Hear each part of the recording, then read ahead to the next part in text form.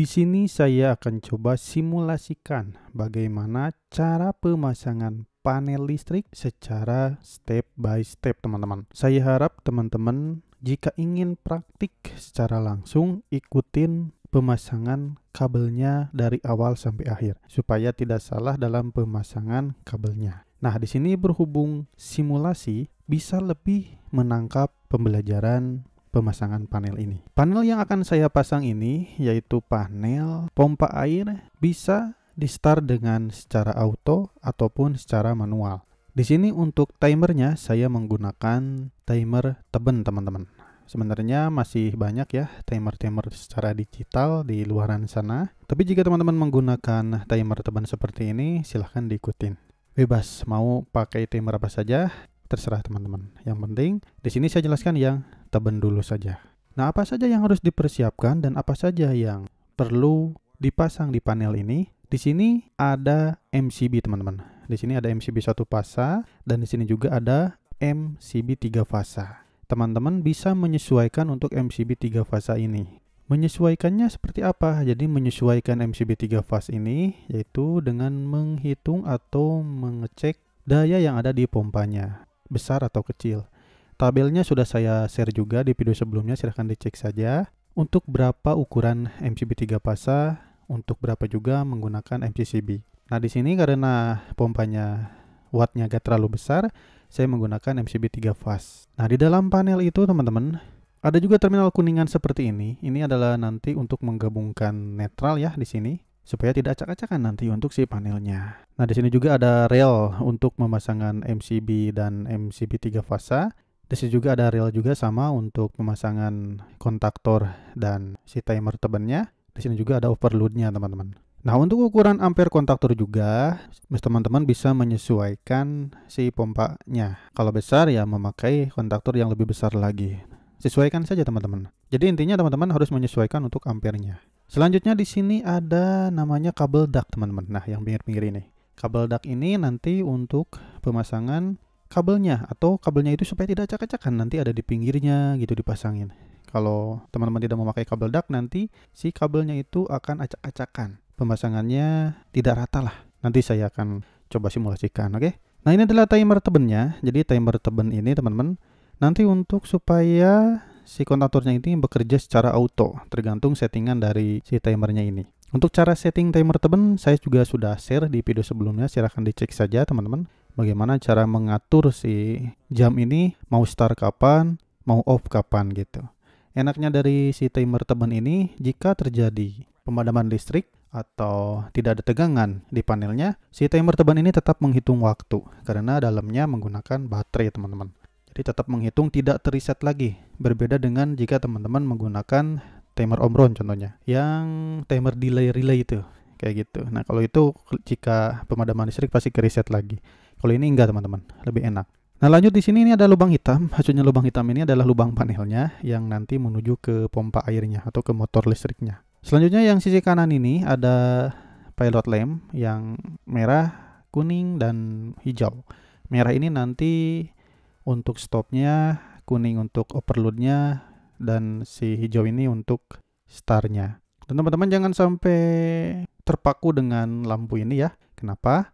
Karena ada di beberapa standar lain untuk start itu ada yang warna merah dan stopnya ada yang warna hijau. Jadi beda-beda. Teman-teman bisa menyesuaikan dengan standar masing-masing.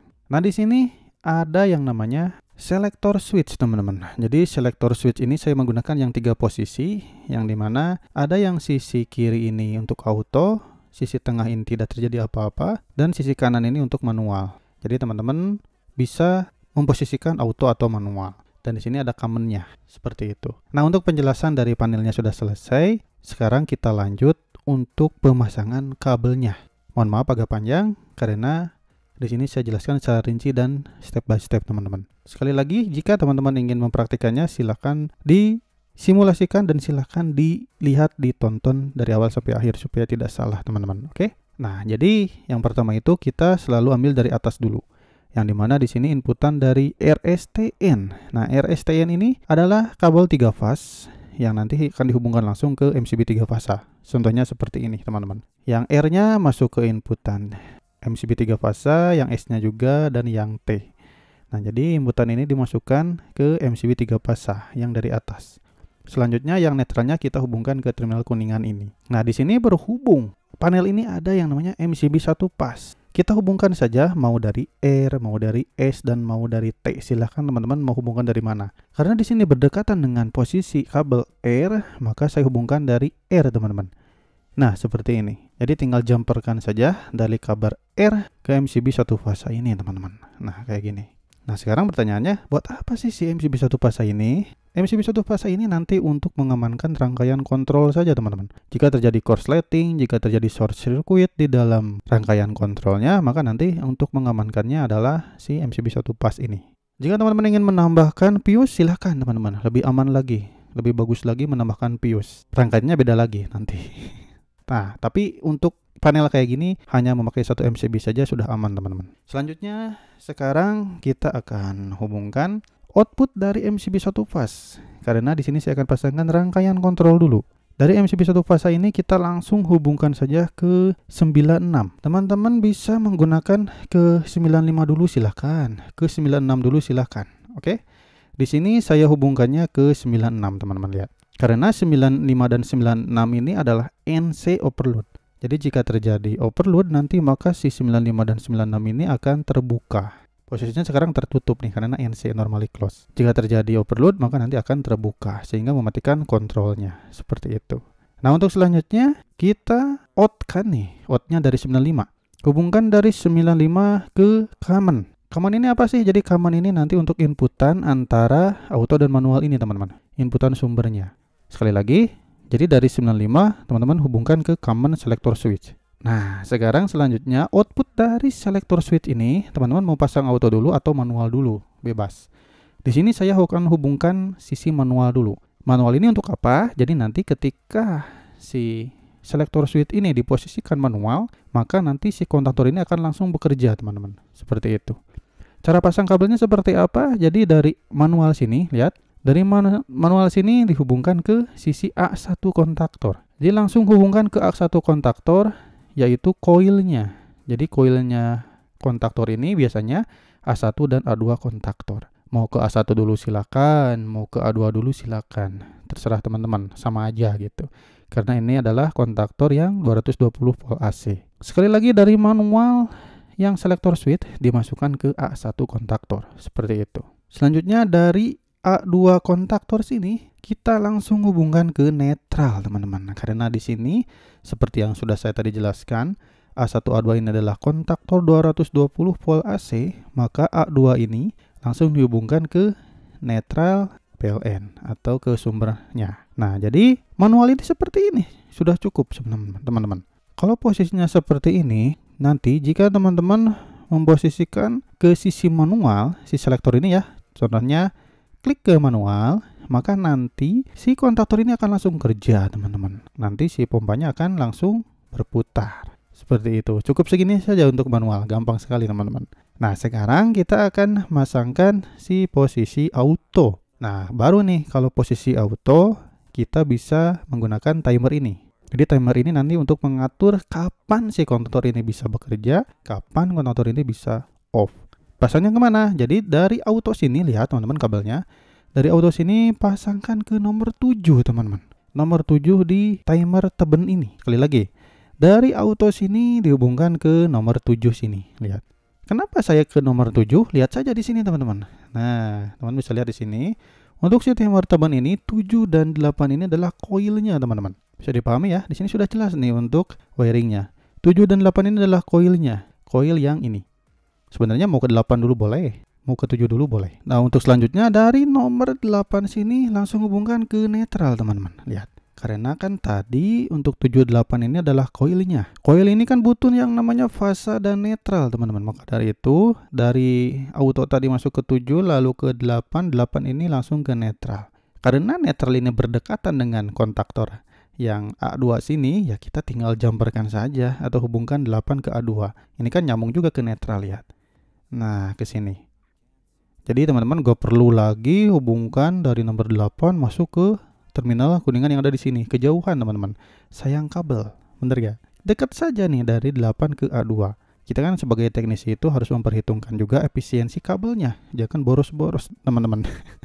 Kalau boros-boros kan nanti gak kepake lagi instalasinya, bener gak? Nah, selanjutnya teman-teman, jika sudah pemasangan seperti ini, nah nanti ketika teman-teman memposisikan auto, maka nanti si timer ini akan bekerja, teman-teman. Tergantung sesuai settingan kita. Jika bekerja, nanti akan hubungkan ke kontaktor. Nah, cara menghubungkan ke kontaktornya seperti apa? Kita lihat lagi wiring yang ada di timer teban ini. Yang di timer teban ini yang kepakainya itu ada 1, 2, 3. Yang 4, 5, 6 ini tidak terpakai sepertinya. Kita lihat yang di bawah sini. Nah, di sini ada 1, 2, 3, teman-teman. 1, 2, 3 ini, kalau kita lihat dari wiringnya, 2 dan 3 ini adalah NC. 1 dan 2 ini adalah NO. Jika kita lihat, atau jika teman-teman sering melihat video saya, yang nomor 2 ini adalah commonnya, teman-teman. Atau inputan sumbernya. Jadi nanti inputan sumbernya itu mau ke 3 atau mau ke 1, silahkan. Berhubung di sini, kita akan menggunakan kontaktor ini. Ketika si timer ini bekerja, maka kontaktor ini nanti akan bekerja. Kita menggunakan NO, teman-teman, atau normally open. Berarti teman-teman lihat, yang nomor 2 ini butuh yang namanya tegangan, teman-teman. Tegangannya kita ambil dari mana? Tegangannya itu kita ambil dari, lihat, nah dari 95, teman-teman. Lihat di sini. Karena 9596 ini adalah NC, akan terhubung ya jika tidak terjadi overload. Maka sumber tegangan saya ambil dari 95. Lihat, masukkan ke nomor 2. Nah, ini adalah inputan si commonnya. Nah, berhubung nanti untuk memperkerjakan si kontaktor ini harus dari NO si relay timer teban ini. Nah, berarti NO-nya itu tadi adalah nomor 1, teman-teman. Jika nomor 1 ini keluarannya harus ke kontaktor. Kemana? Berarti ke A1 kontaktor. Nah, ke sini, teman-teman. Jadi dari nomor 1 ini masukkan ke A1 kontaktor. Supaya apa ya? Supaya nanti ketika si timer ini bekerja, maka nanti si 2 dan 1 ini akan terhubung, teman-teman. Jika 2, 1 ini terhubung, maka nanti akan memperkerjakan si kontaktor ini. Paham ya? Nah, seperti itu, teman-teman. Jadi posisi auto ini hanya seperti ini saja untuk rangkaian kontrolnya, teman-teman. Sekali lagi, jadi jika kita posisikan selektor switchnya ke auto, maka nanti si relay teban ini akan bekerja sesuai waktu yang kita inginkan. Jika kita inginkannya jam 7 malam, maka nanti ketika posisi jam 7 malam si timer teban ini, si 2 dan 1 ini akan terhubung dan akan mempekerjakan si kontaktor ini. Seperti itu, teman-teman. Nah, rangkaian kontrol ini cukup segini. Tidak ada apa-apa lagi lah. Nah, lihat untuk pemasangan kabelnya harus rapi seperti ini, sesuai dengan kabel DAC yang ada di panelnya. Nah, sekarang kita akan hubungkan ke sisi pilot lampnya untuk indikasi bahwa motor ini bekerja atau mati atau overload. Nah, saya akan pasangkan sisi yang merah ini atau yang posisi stopnya ya.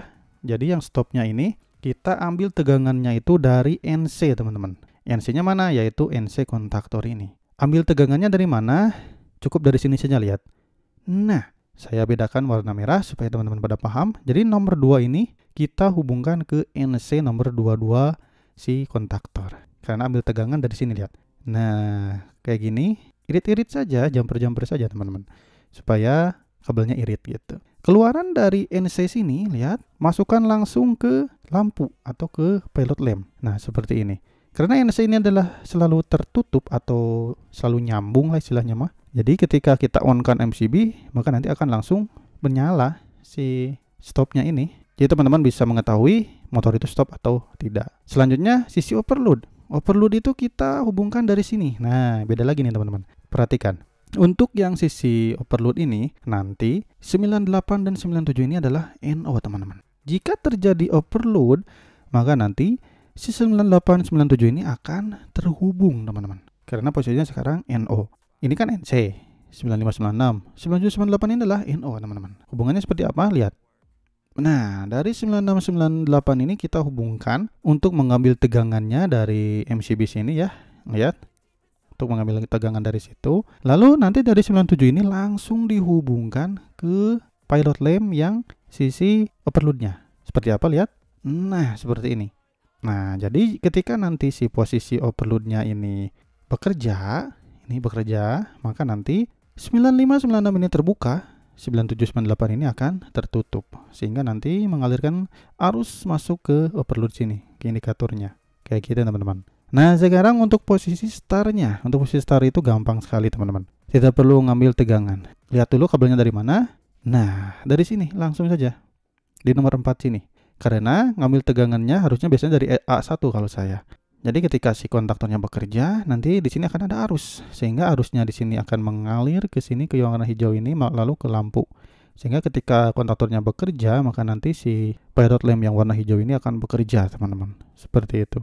Nah, si pilot lamp ini kan butuh yang namanya netral, teman-teman. Supaya apa? Supaya nyala. Kalau gak ada netralnya di sini gak bakalan nyala, akan mati saja gitu. Caranya gimana? Ya tinggal kita jumperkan dari si kabel netral ini, terminal kuningan ini, masukkan ke masing-masing pilot lamp. Nah, kayak gini. Jumper saja, teman-teman. Kan berdekatan gitu. Ya gak? Nah, kayak gini. Kalau sudah kayak gini ya sudah, teman-teman. Jadi si rangkaian kontrol sudah, ke pilot lamp sudah. Nah, sekarang baru rangkaian dayanya. Tadi kan namanya rangkaian kontrol ya. Sekarang rangkaian daya. Rangkaian daya itu teman-teman bisa ambil dari MCB 3 fase ini outputnya ya. Hubungkan langsung ke kontaktor 1, 3, dan 5. Nah, ini khusus untuk kontak NO utama.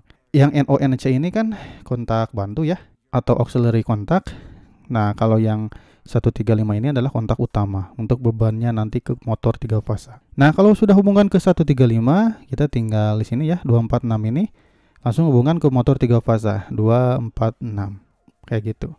Oke teman-teman, ini outputnya ke motor 3 fase. Untuk langkah ke motornya gampang sekali ya teman-teman, tinggal mau pasangkan delta atau mau pasangkan bintang, terserah teman-teman. Tapi biasanya kalau motor kayak gini atau panel kayak gini, biasanya pemasangannya secara star atau secara bintang. Nanti saya akan bahas juga lah yang ke sisi arah motornya, karena di sini saya khususkan di panelnya saja. Perlu dilihat teman-teman, di sini untuk kabelnya kan berbeda ya ukurannya. Kalau di sini kan yang sisi kontrol ini teman-teman bisa menggunakan kabel yang 0,75 cukup gak apa-apa. Tapi lebih bagus lagi yang 1,5 silahkan. Tapi kalau 0,75 juga sudah cukup sih sebenarnya untuk rangkaian kontrol saja. Kayak gitu.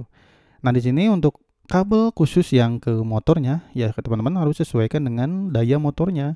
Kalau di sini saya contohkan menggunakan 2,5 mm saja. Kayak gitu. Nah, jadi untuk pengaman ke arah motornya itu ada dua ya. Ada menggunakan MCB 3 fase untuk pengamannya, dan ada menggunakan overload ini untuk pengaman ke motor 3 fase-nya. Nah, jadi segini saja teman-teman untuk pemasangan panel pompa air auto dan manual menggunakan timer teban dan kontaktor. Teman-teman untuk timernya bisa menggunakan yang digital. Sekarang kan udah canggih-canggih ya alat-alatnya. Banyak gitu alat-alat yang masih bisa teman-teman upgrade, bisa menggunakan timer digital yang lain. Kalau ini kan masih posisi analog ya untuk timernya. Dan saya juga ini masih pakai yang kayak gini, masih kuat soalnya. Bagus kalau timer kayak gini, bukan berarti yang digital agak bagus. Tapi saya coba yang pakai timer ini belum rusak-rusak sampai sekarang, udah beberapa tahun gitu. Jadi jika teman-teman ingin mengupgrade-nya ke timer digital, silakan. Bisa upgrade lagi skillnya.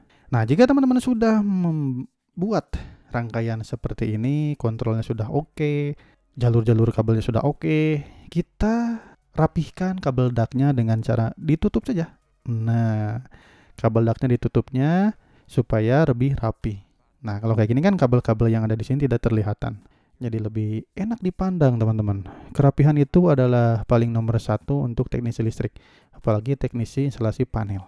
Jika harganya pengen mahal untuk dibayarnya, ya kita harus rapi juga, benar gak? Jangan pengen mahal tapi tidak bagus atau acak-acakan untuk pemasangan kabelnya. Karena banyak sekali yang komentar, banyak yang bully ke saya tentang jasa panel, kemahalan katanya.